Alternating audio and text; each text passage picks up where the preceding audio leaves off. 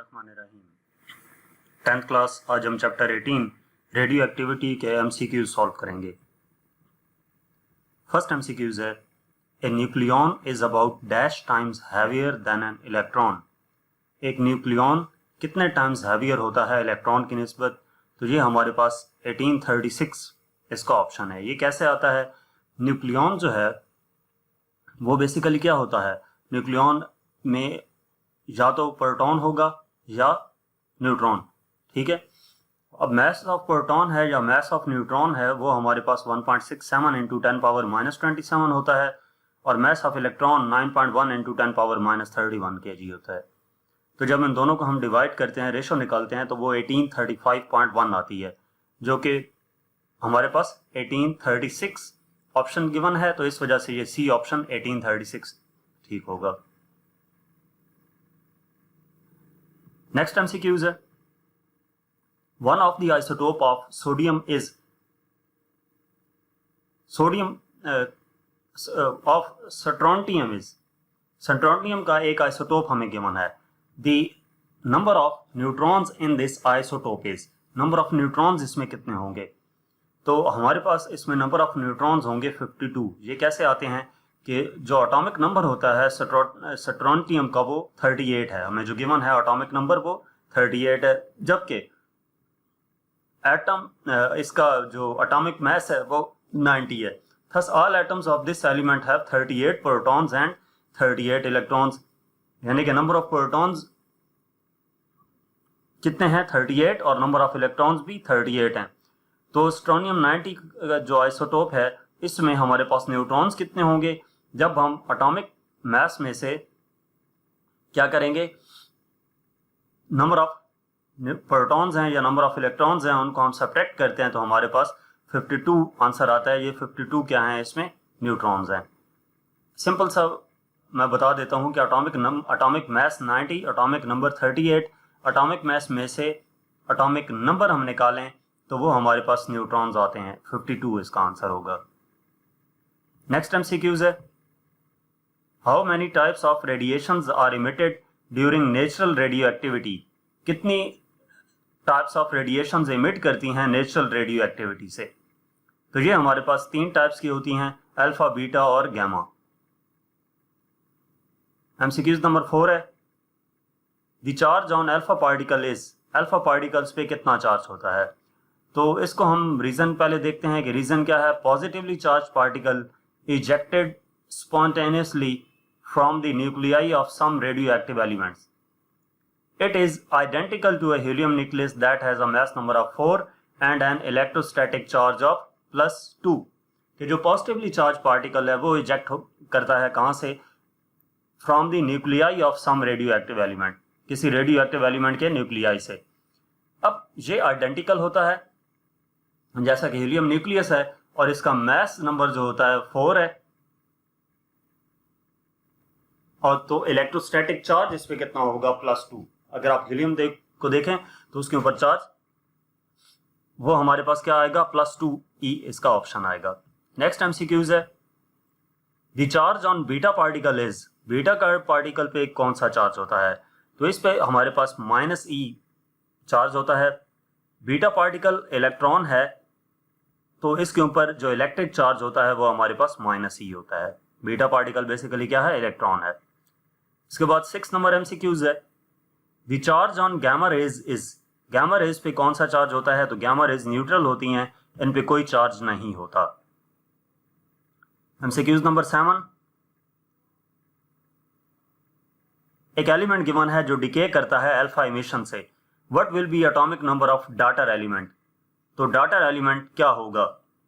78, 82, 90, 84, तो इसका आंसर हमारे पास 90 आएगा। ये कैसे आता है कि अल्फा डीके एक ऐसा type of radioactive decay है जिसमें एटॉमिक न्यूक्लियस इमिट करता है अल्फा पार्टिकल, तो वो डीके करता है एक न्यू एटॉमिक न्यूक्लियस में। ठीक है, जब न्यू एटॉमिक न्यूक्लियस में डीके करेगा तो जो एटॉमिक मास नंबर होगा न्यूली फॉर्म्ड एटम का वो रिड्यूस्ड बाय 4 हो जाएगा, तो atomic number will be reduced by 2। ठीक है, तो एटॉमिक नंबर रिड्यूस्ड बाय 2, यानी कि 92 में से 2 कम करें तो कितना आ जाएगा? 90। तो ये इसका बी ऑप्शन ठीक होगा। इसके बाद MCQs नंबर 8 है, sodium decays by beta emission, what will be the atomic number of datar element? तो atomic number क्या होगा इस datar element का? हमारे पास 4 ऑप्शंस हैं। तो हमारे पास जब हम बीटा इमिशन होती है, बीटा डीके होता है, तो वो एक ऐसी रेडियो एक्टिव डीके है जिसमें एटॉमिक न्यूक्लियस इमिट करता है बीटा पार्टिकल्स को, जिसके जरिए से वो डीके करता है एक न्यू एटॉमिक न्यूक्लियस में। तो वो जो एटॉमिक मास नंबर होगा न्यूली फॉर्म्ड एटम का रिड्यूस्ड बाय 2 हो जाएगा, यानी कि एटॉमिक नंबर कितना रिड्यूस कर जाएगा 1। तो 11 था एटॉमिक नंबर, उसमें 1 रिड्यूस किया तो ये 10 हो जाएगा, 10 ऑप्शन आएगा इसका। MCQs number 9, cobalt 60 decays by gamma emission. Cobalt decay करता है गामा इमिशन के जरिए से। What will be the atomic number of data element? Data element का एटॉमिक नंबर क्या होगा? तो ये 27 होगा। ये कैसे आता है कि रेडियो एक्टिव न्यूक्लियस जो होता है जब वो बीटा डिके करता है तो डाटर न्यूक्लियस में सेम नंबर ऑफ न्यूक्लियॉन्स होते हैं जैसे कि पेरेंट न्यूक्लियस में होते हैं। तो इस वजह से 27 था एटॉमिक नंबर, तो यहाँ पर भी बी ऑप्शन ठीक आएगा, 27 ही एटॉमिक नंबर रहेगा। इसके बाद एमसीक्यूज नंबर 10 है, which of the following radiations will produce highest ionization effect? इनमें से कौन सी radiations highest ionization effect produce करेंगी? अल्फा, बीटा, गामा या विजिबल लाइट? तो ये alpha particles highest ionization effect produce करती हैं, क्योंकि alpha particles have approximately 4 times the mass of proton or neutron and approximately equal to 8,000 times the mass of a beta particle. Because of the large mass of the alpha particle, it has the highest ionizing power and the greatest ability to damage tissue. इस वजह से हमारे पास इसका option क्या होगा? Alpha particles होगा। MCQs number 11, which of the following radiations have highest penetrating ability? Penetrating ability highest किसकी होती है? तो हमारे पास जो गैमा रेज हैं उनकी पेनिट्रेटिंग एबिलिटी सबसे ज्यादा होती है। अल्फा और बीटा की निस्बत गैमा रेज की जो पेनिट्रेटिंग एबिलिटी है वो सबसे ज्यादा होती है। MCQs number 12, gamma rays can be stopped by? Gamma rays को किस चीज के जरिए से स्टॉप किया जा सकता है? तो अगर इसको मैं डायग्राम की मदद से आपको दिखाऊं तो जो अल्फा पार्टिकल्स होते हैं वो पेपर उनको स्टॉप कर लेता है, पेपर से आगे नहीं जा सकते। बीटा पार्टिकल्स जो होते हैं वो मेटल तक जाते हैं, मेटल से आगे नहीं जा पाते, मेटल उनको रोक लेता है। न्यूट्रॉन्स जो है वो वाटर में से पास नहीं कर सकता। और जो गैमा रेज हैं, क्वेश्चन में गैमा रेज के बारे में पूछा गया था, तो gamma rays paper, metal, water या कंक्रीट में से भी पास हो जाता है। इसको क्या चीज पास नहीं करने देती? लेड। तो थिन लेयर ऑफ लेड जो है वो इसका आंसर होगा। इसके बाद एमसीक्यूज नंबर 13 है, the half life of cobalt 60 is 5.27 years. Cobalt 60 की जो हाफ लाइफ है वो 5.27 ईयर्स है। What quantity of this isotope will be still radio active after 21.08 years? के कौन सी क्वांटिटी इस आइसोटोप के लिए रेडियो एक्टिव होगी 21.08 ईयर्स तक? तो इसको हम सॉल्व करते हैं, सॉल्व करके इसका आंसर कैलकुलेट करते हैं। हाफ लाइफ कोबाल्ट 60 की गिवन है 5.27 ईयर्स, और कितने ईयर्स के लिए हमने फाइंड करना है, यानी कि कितने ईयर्स तक वो क्या क्वांटिटी रह जाएगी। तो वो ईयर्स जो गिवन है 21.08 ईयर्स हैं। सो 21.08 डिवाइडेड बाय 5.27, तो ये इक्वल आ जाता है 4 half lives. As after each half life the sample reduces to half. हर हाफ लाइफ के बाद जो सैंपल है वो कितना रह जाता है? हाफ रह जाता है। तो फर्स्ट के बाद हाफ रह जाएगा, सेकंड के बाद इस हाफ का भी हाफ 1/4 हो जाएगा, थर्ड के बाद 1/4 का भी हाफ तो 1/8 आ जाता है, और यहाँ पर फोर्थ हाफ लाइफ आएगा। After fourth half life remaining sample would be 1/8 का हाफ तो 1/16 आएगा। फोर्थ तक हम क्यों लेके आए? क्योंकि ये जब हमने जो एक हाफ लाइफ हमें गिवन थी और एक टोटल टाइम गिवन था, इनको हमने जब डिवाइड किया तो 4 हाफ लाइफ्स आई हैं, यानी कि ये जो डीके है ये 4 हाफ लाइफ तक जाएगा। तो ये इस तरह डिवाइड करते करते 1/16 तक आ जाता है। तो ये डी ऑप्शन 1/16 ठीक होगा।